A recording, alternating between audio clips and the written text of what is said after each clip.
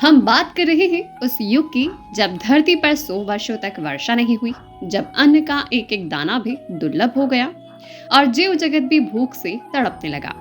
तब माता आदिशक्ति ने अपने इस रूप से जगत को बचाया। नमस्कार, आप देख रहे हैं श्रद्धा संवाद, जहां कथा है भक्ति की और संदेश है जीवन का।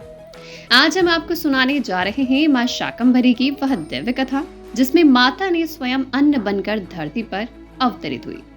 मां शाकंभरी जयंती पोष मास की शुक्ल पूर्णिमा को मनाई जाती है। इसी के साथ समाप्त होती है शाकंभरी नवरात्रि, जिसका आरंभ पोष शुक्ल अष्टमी से होता है।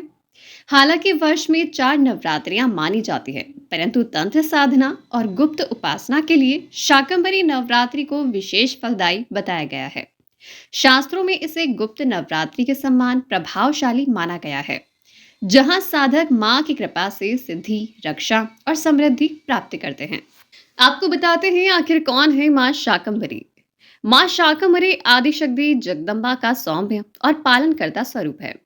जब संसार अकाल और भूखमरी से जूझ रहा था, तब मां ने अपने शरीर से शाक, सब्जियां, फल, मूल और वनस्पति उत्पन्न कर समस्त प्राणियों का पालन किया। इसी कारण वे शाक और भरी अर्थात शाकंभरी कहलाई। मां ही आगे चलकर अन्नपूर्णा, चंडी, दुर्गा, वैष्णो देवी, काली, कामाख्या, ज्वाला और चिंतापूर्णी व नैना देवी जैसे रूपों में पूजित हुई। आपको सुनाते हैं मां शाकंभरी की अद्भुत, दिव्य और पौराणिक कथा।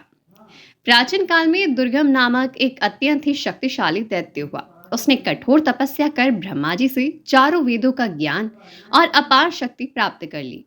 वेदों के बल से उसने ऋषियों की तप शक्ति, देवताओं की पूजा और संसार की ऊर्जा को भी अपने अधीन कर लिया। उसके अत्याचारों के कारण 100 वर्षों तक वर्षा नहीं हुई और धरती सूख गई। अन्न भी समाप्त हो गया। मनुष्य और मुनि भूख से तड़पने लगे। तब ऋषि मुनियों ने हिमालय में एकत्रित होकर मां जगदम्बा की घोर तपस्या की। भक्तों की करुण पुकार सुनकर मां आदिशक्ति शंखभरी रूप में प्रकट हुई।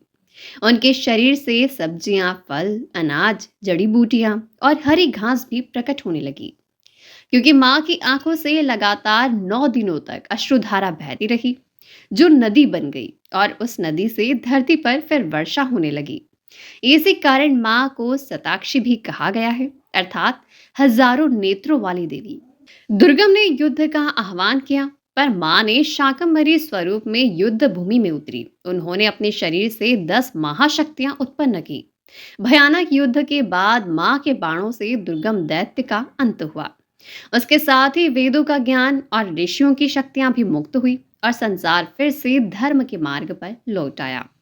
इसी कारण मां को दुर्गा भी कहा गया, दुर्गम का संहार करने वाली दुर्गा। मां शाकंभरी नील वर्ण है, नील कमल जैसे नेत्र हैं, कमल पर विराजमान है, हाथों में धनुष, बाण और शाक धारण करती हैं।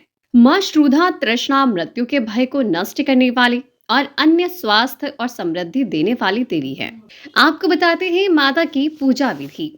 पोष शुक्ल अष्टमी को स्नान करें। गणेश जी के पूजन के बाद मां शाकंभरी का ध्यान करें।